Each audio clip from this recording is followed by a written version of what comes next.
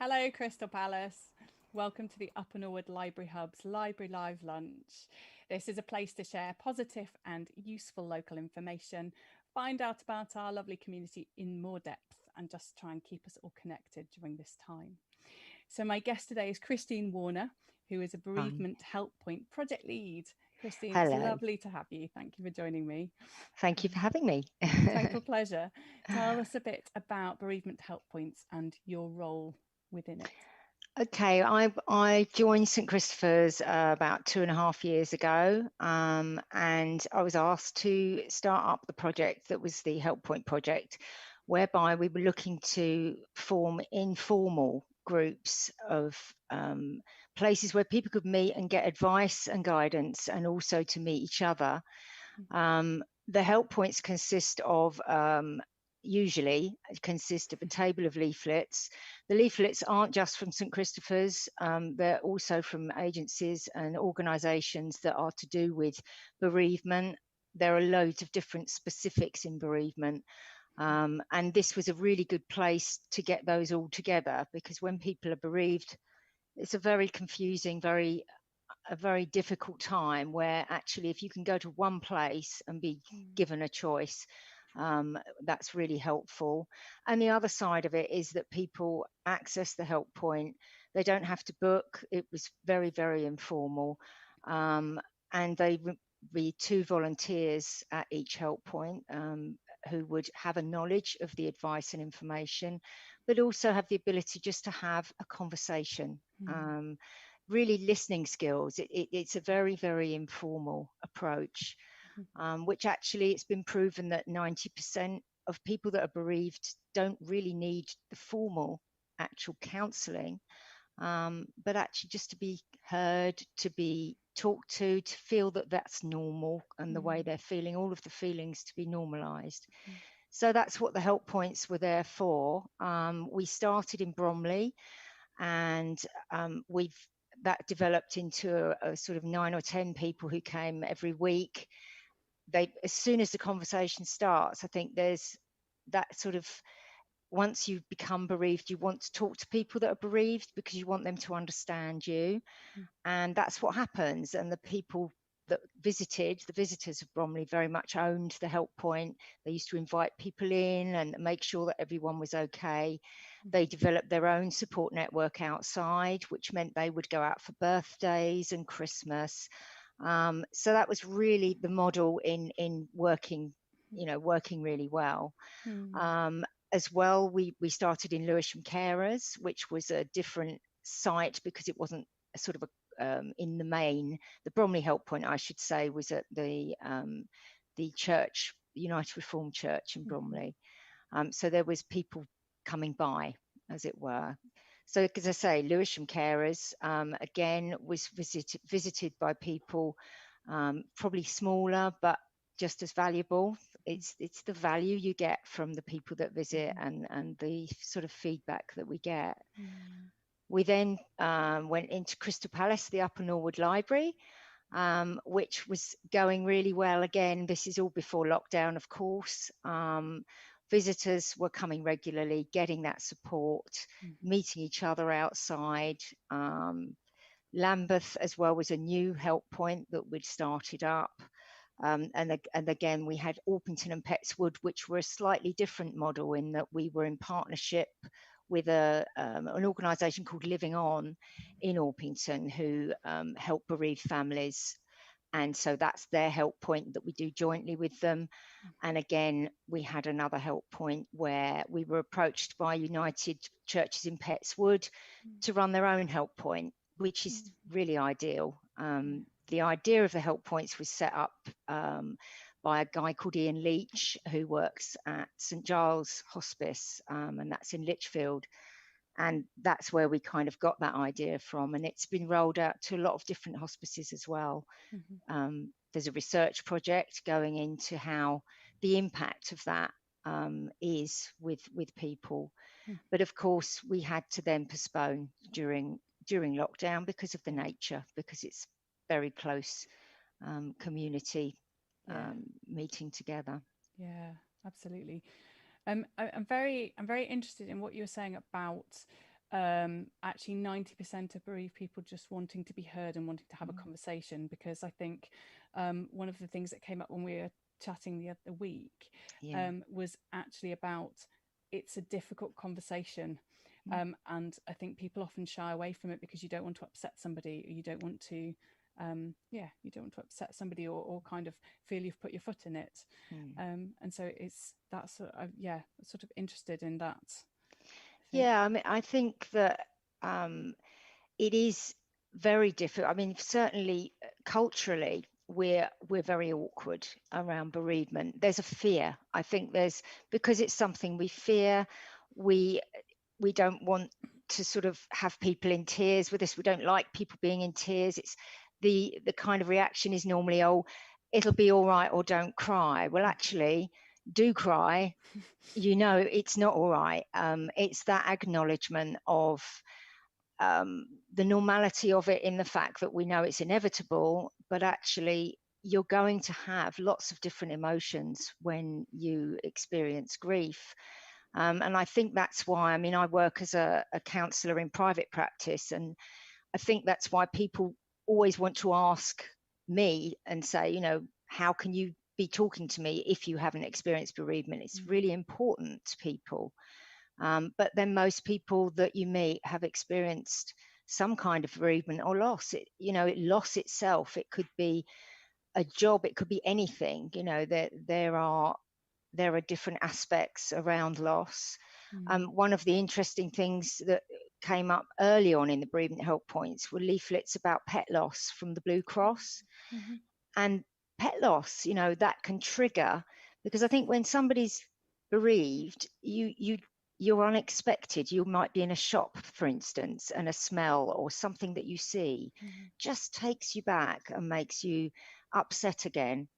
And it's being able to understand that and allow people time as well. I think there's a real expectation of, you'll get over it in a year, and after a year or after a certain time, people are expected to be better. You know, you've got over it now. And really, the answer is, you're never going to get over it. Why would you want to get over somebody? But it just changes, and it's different, but it can hit you at any time. And that's what I think people that have been bereaved really get. And when they speak to each other, it's a permission. And I think that's what the help points do. They give people permission to, I say, be mad, sad, bad, or glad. You know, it doesn't matter what your emotion is or how you appear. There's no expectation. And I think that's the main thing. It's the expectation of others. And actually, you need to say to that person, just be as you need to be, because anything goes. It's okay. Yeah. I think so. So in a minute, I'd love to talk about how this relates to the pandemic, because actually, I think for the first time ever, I've really heard lots of people saying it's okay to not be okay, just about the general situation. But just before we talk about that, I want to say hello to the people who are watching. So I can see that we have Shane, Nick, Marty, Mariana and Mag. So it's lovely to have you guys watching. Thank you. If you have any questions for Christine, please do drop them on the comments of whichever social media feed you're on, and we will try and answer them as we go. Hello to everybody whose name I can't see as well. It's great to have you guys watching. So do you think that this situation at the moment with the pandemic has maybe helped to open up conversations that will be helpful more specifically for bereavement as well? Yes, I think it has. I think I've seen, certainly from way in the beginning of this, the difference in how the media have treated the bereaved.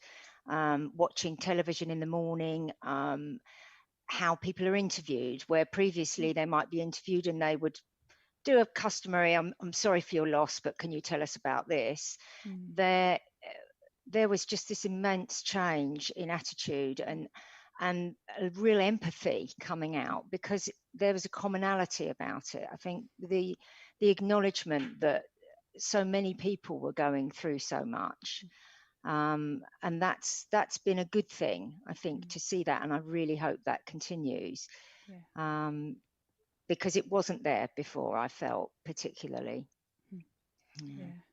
And what about the particular challenges of being bereaved at this point? I think at this point, it's the isolation. The issues that are coming up are that people have been separated from their loved ones. They haven't been able to visit sometimes. They haven't been able to connect face to face. They haven't been able to touch that person, to be present with that person. And then they're having to be bereaved, sometimes where someone's died in their house. They're having to be bereaved on their own. And you know, we've had the funerals that we've been having, that people have had, which have been taking place, but on such a different scale, 5 people, 10 people, or being able to watch it on a Zoom, similar to this. But that does separate people. And actually, one of the purposes of a funeral is that ability to kind of be able to comfort each other, to be able to tell stories, to be able to come down from that point of saying goodbye, but be able to share that with people around you, to hug people, to offer condolences. That's all been really, really difficult to do. I mean, if you go to a funeral online, when it's finished, it's gone, it's ended, and you're left again feeling very, it's another ending. You know, we talk a lot about endings in the profession, and that is another cut off ending.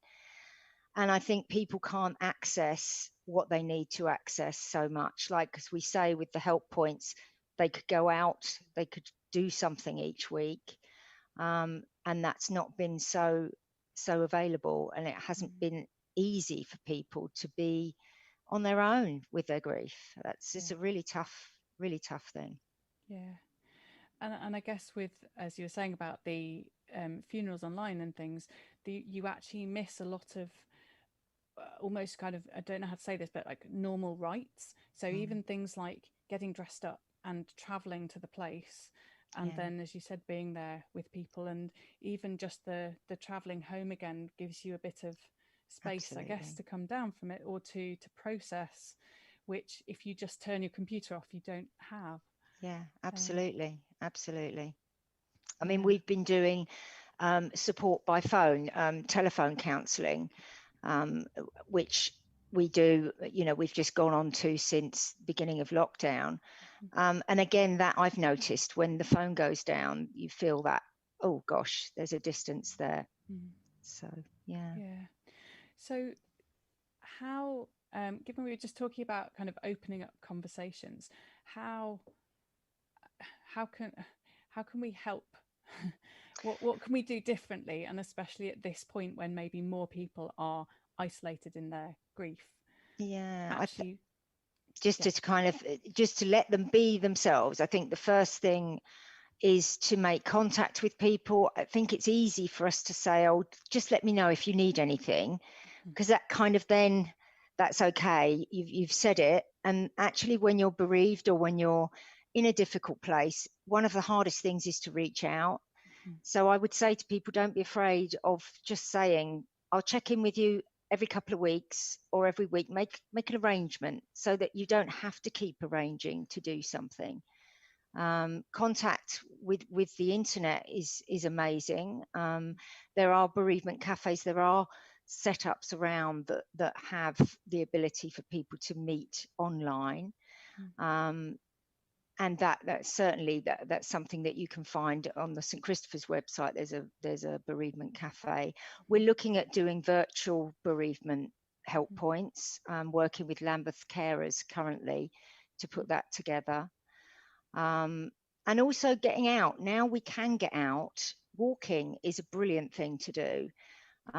We have a walk that goes from the hospice each week, which was organised with Walkers for Health, or it's www.walkingforhealth.org, where anyone can attend, and you just go for a walk. And actually, people open up more because you're not sort of being formal about it. There's something about being in the outside, and just to maybe go for a walk with someone, or do something that's taking them out.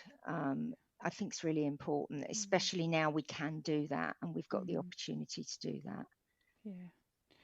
I always find actually that it's easier to talk when walking anyway, because the pressure's not on the talking in quite the same way. It's not like you sort of there sitting in front of one other person with the aim of talking about Yeah. something deep. You can just kind of see where the flow takes you, and there's something else to focus on if the conversation just has a pause. Mm. And you're not necessarily having to look directly at somebody all the time as well. I think Yeah. just the Yeah. movement of All of those. And different scenery. it is. And being out in nature, I found through lockdown, that was my, it kept me grounded every day, just to go out and to get some walk in, to listen to the birds, to be mindful. I mean, mindfulness is something that I'd really struggled with in the past, but actually going out and walking on your own or wherever I was aware of the birds, aware of the things. Through lockdown, not having aeroplanes, not having traffic, nature has just bloomed. I mean, that has been one of the things, and that was really evidenced, certainly straight first off.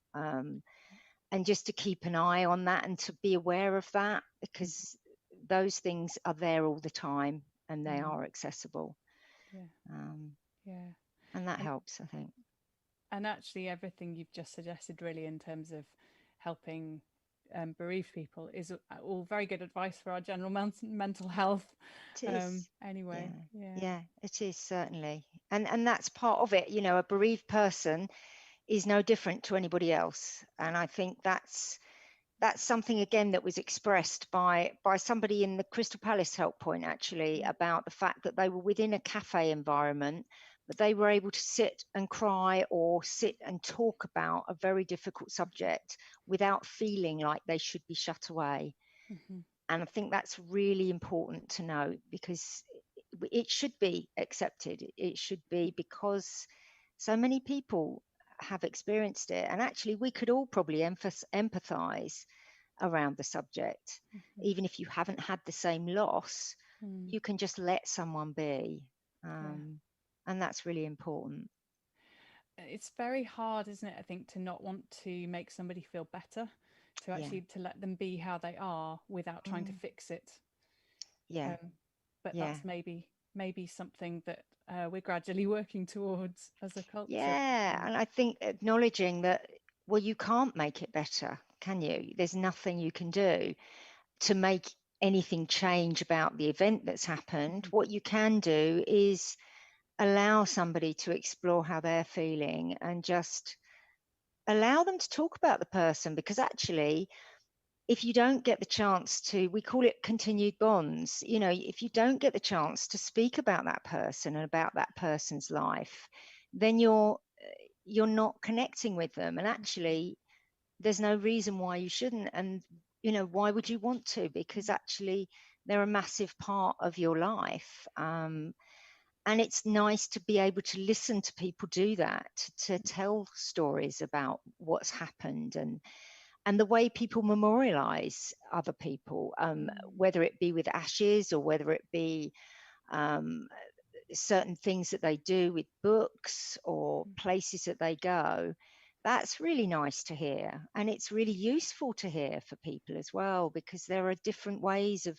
I heard something about the clothes of the person that are deceased, and they can be made into cushions or they can be made into pictures. Lots of different ideas and ways of making little ways of memorializing people. And if you don't have the conversation, you're never going to find out, you know, Yeah. what's out there really. And I guess yeah, as you said, it's ways to create memories where that person's still part of them. Mm, It sounds like. yeah, Um, absolutely. And and very much part of them. I think people don't realize how much they are a part of them until they start to sort of talk about it and then say, "Oh, well, actually, I was really worried." I mean, I've had myself when I lost my mum. I was, what would my mum say? What would she tell me? And I'd think, "Oh, well, actually, I know what she'd tell me, because I knew her well enough that I know what she'd say." Um, and that's really comforting. yeah, Comforting thought. and really really upsetting the other way around if you feel that you can't express that, I Yeah, guess. yeah. And I think talking about the lockdown, there will be a lot of grief that's been put on hold, Mm, because we've been in lockdown, we've got another crisis on. Let's just, okay, we're in a lockdown. We'll deal with that for now. I'll deal with my grief later. So I anticipate a lot of grief coming out afterwards. okay. And I think it will be important for people to talk to each other, because the commonality of the COVID and the lockdown, Yeah. and also just to feel that they can, Mm-hmm. that's okay, Mm. um, because there are so many people that will have not had that opportunity, and will have been just suppressing the feelings. And I find when you suppress feelings, eventually they'll come out in some way, shape, or form. Yeah. Mm. I guess it's everybody's dealing with it more, probably more variety and more heightened emotions than normal anyway. Yeah, So the instinct to suppress is probably even greater than usual for most of us. I yeah, think that's I've had to learn to sit with myself and sit with my emotions more than I normally would, and it's definitely not been a comfortable experience at all. yeah, yeah, absolutely. Because we can distract, and there was no distraction, was there, early Mm-hmm. on, really? Um, so yeah, that's been really difficult, I suspect.